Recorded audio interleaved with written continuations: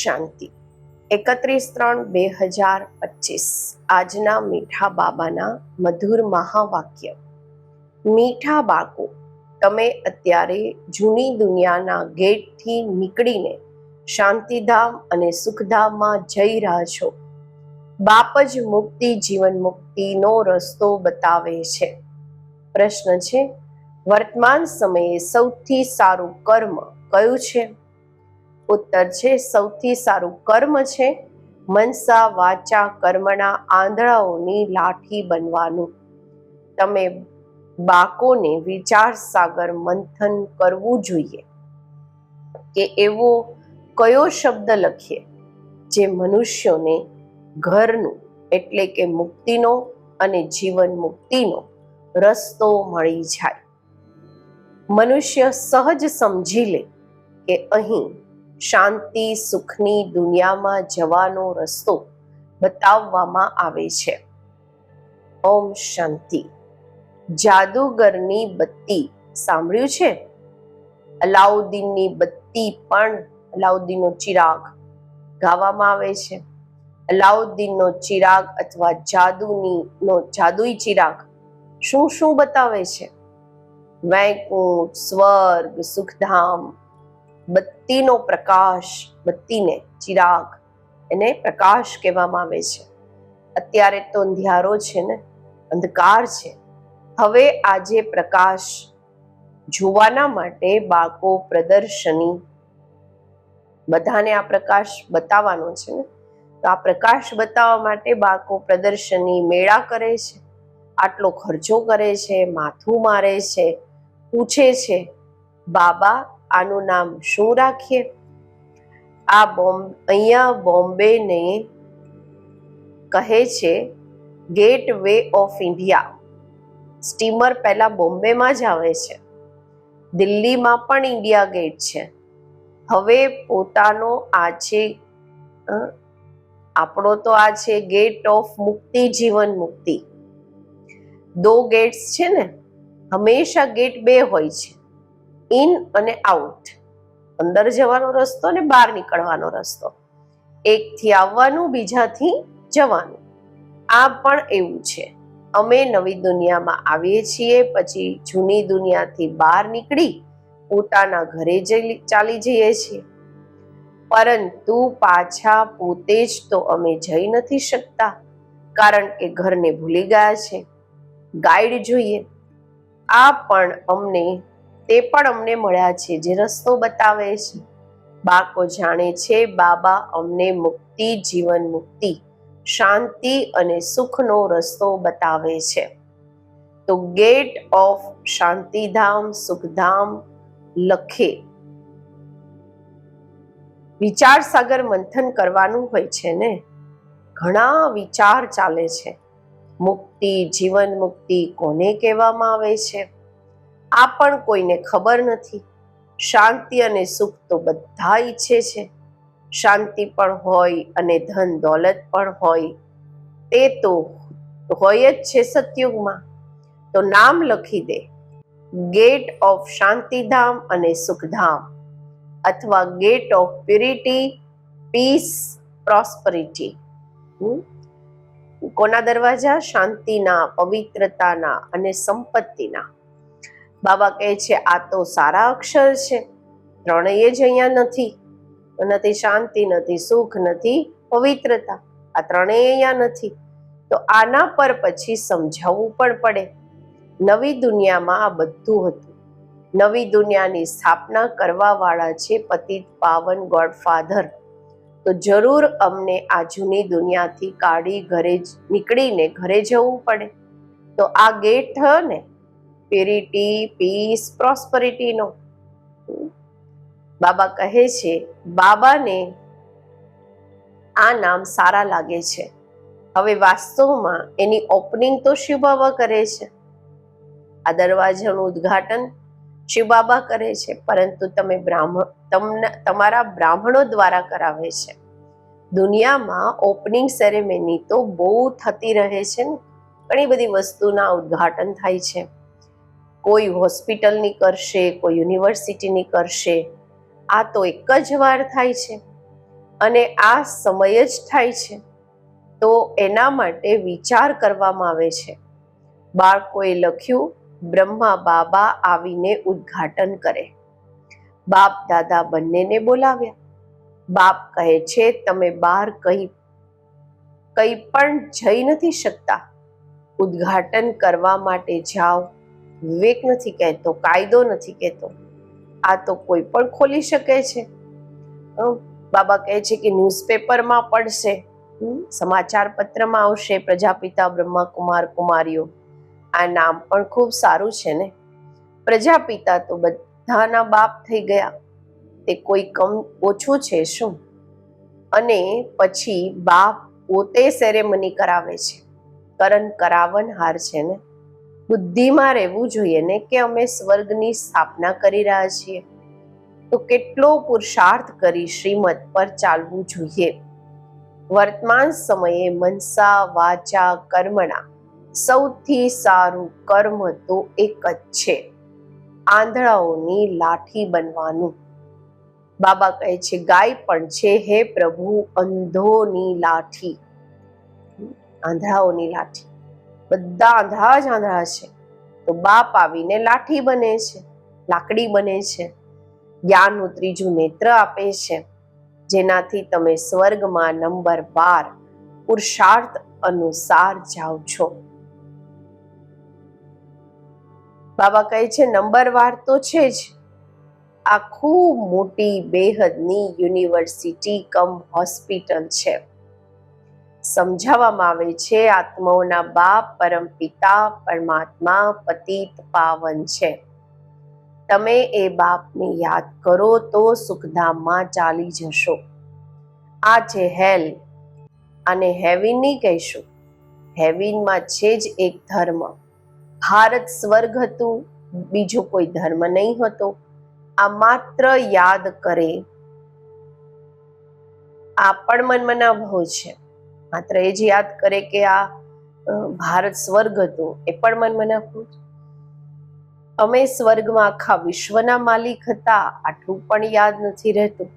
બુદ્ધિમાં છે અમને બાપ મળ્યા છે, તો તે ખુશી રહેવી જોઈએ. પરંતુ માયા પણ ઓછી નથી. એવા બાપના બનીને છતાં પણ એટલી ખુશીમાં નથી રહેતા, ગુટકા ખાતા રહે છે. માયા ઘડી ઘડી વારંવાર ખૂબ ગુટકા ખવડાવે છે. શિવ બાબાની યાદ ભૂલાવી દે છે.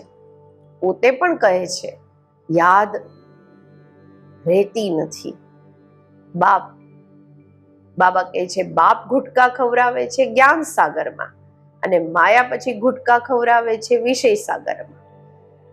ખૂબ ખુશીથી ગુટકા ખાવા લાગી જાય છે. માયાના ગુટકા ખાવા લાગી જાય છે ખુશી ખુશી વિષય સાગરમાં. બાપ કહે છે શિવ બાબાને યાદ કરો. માયા પછી ભૂલાવી દે છે. બાપને યાદ જ નથી કરતા, બાપને જાણતા જ નથી. દુઃખ હરતા સુખ કરતા તો પરમ પિતા પરમાત્મા છે ને. તે છે જ દુઃખ હરવા વાળા. તે પછી ગંગામાં જઈને ડૂબકી લગાવે છે. સમજે છે ગંગા પતિત પાવની છે. સતયુગમાં ગંગાને દુઃખ હરની પાપ કટની કહેવામાં આવે છે. સાધુ સંત વગેરે બધા જઈને નદીઓના કિનારે બેસે છે. સાગરના કિનારે કેમ નથી બેસતા? હવે તમે બાળકો સાગરના કિનારે બેઠા છો. અનેક બાળકો સાગર પાસે આવે છે. પછી સમજે છે સાગરથી નીકળેલી આ નાની મોટી નદીઓ પણ છે. બ્રહ્મપુત્રા, સિંધ, સરસ્વતી, આ પણ નામ રાખેલા છે. તો બાપ સમજાવે છે બાળકો, તમારે મનસા વાચા કર્મણા ખૂબ ખૂબ ધ્યાન રાખવાનું છે. ક્યારેય પણ તમારે ક્રોધમાં નહીં આવવું જોઈએ. ક્રોધ પહેલા મનસામાં આવે છે, પછી વાચા અને કર્મણામાં પણ આવી જાય છે. આ 3 બારીઓ છે.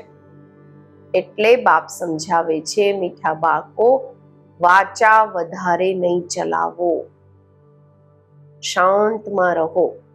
વાચામાં આવ્યા તો કર્મણામાં પણ આવી જશે. ગુસ્સો પહેલા મનસામાં આવે છે, પછી વાચા કર્મણામાં આવે છે. તો 3 દરવાજાઓથી નીકળે છે. પહેલા મનમાં આવશે, પછી વાણીમાં આવશે, પછી કર્મમાં આવશે. આ 3 દરવાજા છે ગુસ્સો નીકળવાના. તો પહેલા તો મનસામાં આવશે. દુનિયાવાળા તો એકબીજાને દુઃખ આપતા જ રહે છે, લડતા ઝઘડતા રહે છે. બાબા કહે છે, તમારે તો કોઈને પણ દુઃખ નથી આપવાનું, વિચાર પણ નહીં આવવો જોઈએ. સાયલેન્સમાં રહેવું ખૂબ સારું છે. તો બાપ આવીને સ્વર્ગનું અથવા સુખ શાંતિનો ગેટ બતાવે છે, દરવાજો બતાવે છે. બાળકોને જ બતાવે છે. બાળકોને કહે છે કે તમે પણ બીજાઓને બતાવો. પ્યુરિટી, પીસ, પ્રોસ્પરિટી હોય છે સ્વર્ગમાં. પવિત્રતા, શાંતિ, સુખ એ સ્વર્ગમાં હોય છે. ત્યાં કેવી રીતે જાય છે તે સમજવાનું છે. આ મહાભારત લડાઈ પણ ગેટ ખોલે છે. આ જ મહાભારત લડાઈ લાગશે તો સ્વર્ગના ગેટ, સ્વર્ગના દરવાજા ખુલશે. બાબા કહે છે કે આ મહાભારત લડાઈ પણ સ્વર્ગનો ગેટ ખોલે છે. બાબાના વિચાર સાગર મંથન તો ચાલે છે ને. શું નામ રાખીએ? સવારે વિચાર સાગર મંથન કરવાથી માખણ નીકળે છે, સારી રાઈ નીકળે છે. ત્યારે બાબા કહે છે, સવારે ઉઠીને બાપને યાદ કરો અને વિચાર સાગર મંથન કરો. શું નામ રાખવામાં આવે? વિચાર કરવો જોઈએ. કોઈનો સારો વિચાર પણ નીકળે છે. હવે તમે સમજો છો, પતિતને પાવન બનાવવું એટલે કે નરકવાસીને સ્વર્ગવાસી બનાવવા. દેવતાઓ પાવન છે ત્યારે તો એમની સામે માથું ટેકવે છે. તમે અત્યારે કોઈને માથું નથી ટેકવી શકતા, કાયદો નથી. બાકી યુક્તિથી ચાલવાનું હોય છે. સાધુ લોકો પોતાને ઊંચ પવિત્ર સમજે છે, બીજાને અપવિત્ર નીચ સમજે છે. તમે ભલે જાણો છો કે અમે સૌથી ઊંચા છીએ, પરંતુ કોઈ હાથ જોડે રેસ્પોન્સ તો આપવો પડે ને. બહુ ઊંચા છીએ તો કોઈને રેસ્પોન્સ ના આપીએ, હાથ સામે ન જોડીએ, કે તે સારું નથી. હરિઓમ તત્સત કરે છે ને તો કરવું પડે. કોઈ એમ કે આપણને સામે કે હરિઓમ તત્સત, આપણે પણ હરિઓમ તત્સત કહેવું પડે. પરંતુ કોઈ હાથ જોડે તો રેસ્પોન્સ આપવો પડે. યુક્તિથી નહીં ચાલશો તો તે હાથ નહીં આવશે. એમને પોતાના બનાવવા માટે પહેલા એમને રેસ્પોન્સ આપવો પડશે. મોટી યુક્તિઓ જોઈએ. જ્યારે મોત માથા પર આવે છે ને તો બધા ભગવાનનું નામ લે છે. આજકાલ તો એવું અચાનક તો ખૂબ થતું રહે છે. ધીરે ધીરે આગ ફેલાય છે. આગ શરૂ થશે વિલાયતથી, વિદેશથી. પછી ધીરે ધીરે આખી દુનિયા બળી જશે. પાછળથી તમે બાળકો જ રહી જાઓ છો. તમારી આત્મા પવિત્ર થઈ જાય છે. પછી તમને ત્યાં નવી દુનિયા મળે છે. દુનિયાને બાબા કહે છે, દુનિયાનો નવું નોટ તમને બાળકોને મળે છે. તમે રાજ્ય કરો છો. અલાઉદ્દીનનો ચિરાગ પણ મશહૂર છે ને, ફેમસ છે. નોટ એવું કરવાથી, નોટ એટલે ઠકા, ઠોકે છે ને, દરવાજો ઠોકે છે, ઠકા કરે છે. બાબા કહે છે કે એવું નોટ કરવાથી કારુણનો ખજાનો મળી જાય છે. છે બરોબર છે, પણ તમે જાણો છો અલ્લાહ અવલ દિન છઠ ઈશારાથી સાક્ષાત્કાર કરાવે છે. માત્ર તમે શિવ બાબાને યાદ કરો તો બધા સાક્ષાત્કાર થઈ જશે. નવધા ભક્તિથી પણ સાક્ષાત્કાર થાય છે ને. અહીંયા તમને એમ ઓબ્જેક્ટનો આપણા લક્ષ્ય અને ઉદ્દેશનો સાક્ષાત્કાર તો થાય જ છે. પછી તમે બાબાને, સ્વર્ગને ખૂબ યાદ કરશો, વારંવાર જોતા રહેશો. જે બાબાની યાદમાં અને જ્ઞાનમાં મસ્ત હશે તે અંતની બધી સીનરી જોઈ શકશે, બધા દ્રશ્યો જોઈ શકશે. ખૂબ મોટી મંજિલ છે. પોતાને આત્મા સમજી બાપને યાદ કરવા એ માસીનું ઘર તો નથી ને. ખૂબ મહેનત છે, યાદ જ મુખ્ય છે.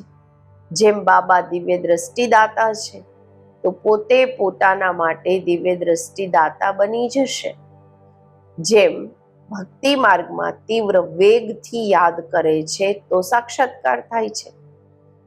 પોતાની મહેનતથી જેમ કે દિવ્ય દ્રષ્ટિદાતા બની જાય છે, તમે પણ યાદની મહેનતમાં રહેશો તો ખૂબ ખુશીમાં રહેશો અને સાક્ષાત્કાર થતા રહેશે.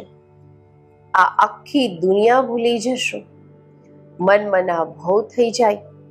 બાકી શું જોઈએ? યોગ બળથી પછી તમે પોતાનું શરીર છોડી દો છો. ભક્તિમાં પણ મહેનત થાય છે, આમાં પણ મહેનત જોઈએ. મહેનતનો રસ્તો બાબા ખૂબ ફર્સ્ટ ક્લાસ બતાવતા રહે છે. પોતાને આત્મા સમજવાથી પછી દેહનું ભાન જ નથી રહેતું.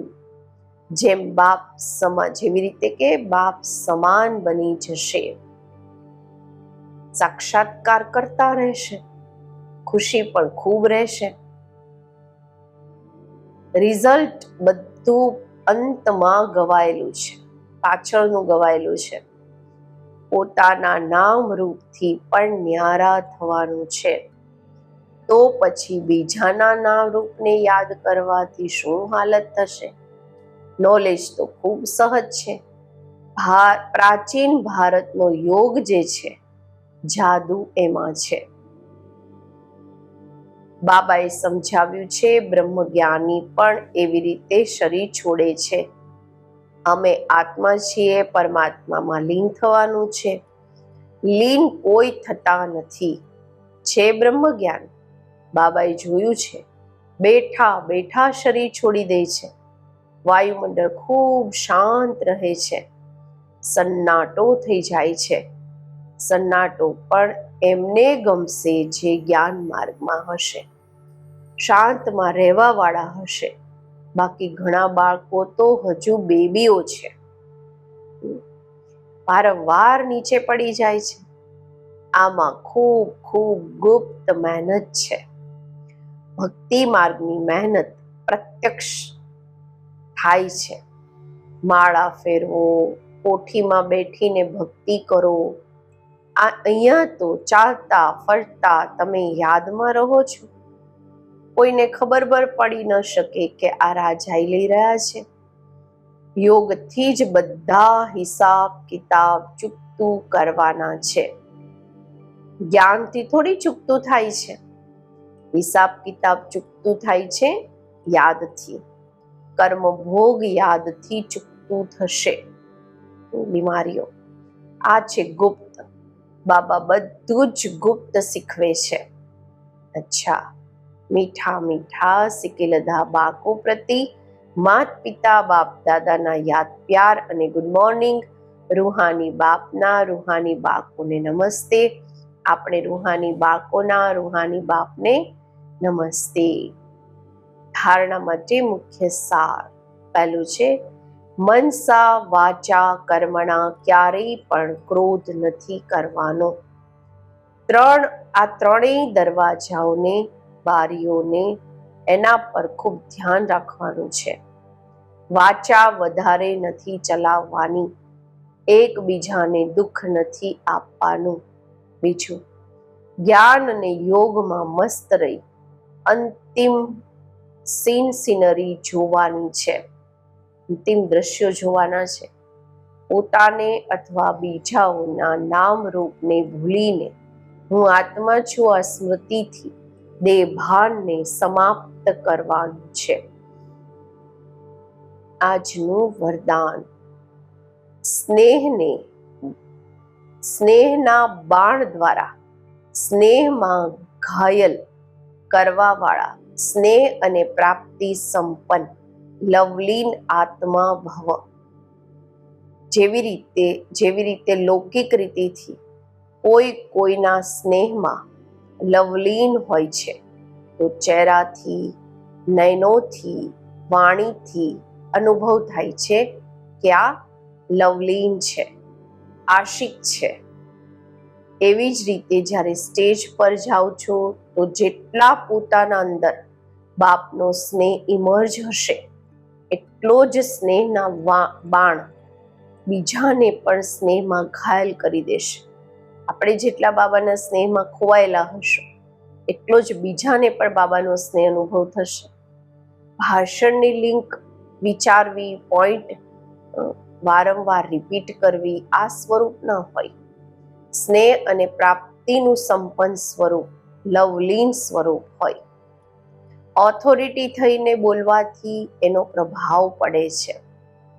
સ્લોગન છે, સંપૂર્ણતા દ્વારા સમાપ્તિના સમયને સમીપ લાવો, નજીક લાવો. અવ્યક્ત ઇશારા છે, સત્યતા અને સભ્યતા રૂપી કલ્ચરને અપનાવો.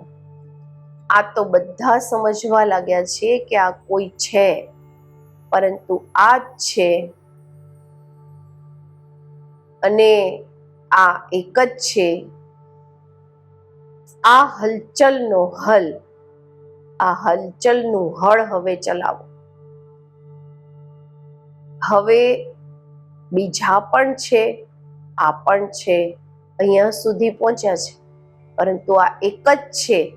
હવે એવું તીર લગાવો. ધરણી તો બની ગઈ અને વધારે બનતી જશે, પરંતુ જે ફાઉન્ડેશન છે, નવીનતા છે, બીજ છે, તે છે નવું જ્ઞાન, નિસ્વાર્થ પ્યાર છે, રૂહાની પ્યાર છે. આ તો અનુભવ કરે છે, પરંતુ હવે પ્યારની સાથે સાથે જ્ઞાનની ઓથોરિટી વાળી આત્માઓ છે, સત્ય જ્ઞાનની ઓથોરિટી છે. આ પ્રત્યક્ષ કરો, ત્યારે પ્રત્યક્ષતા થાય. ઓમ શાંતિ.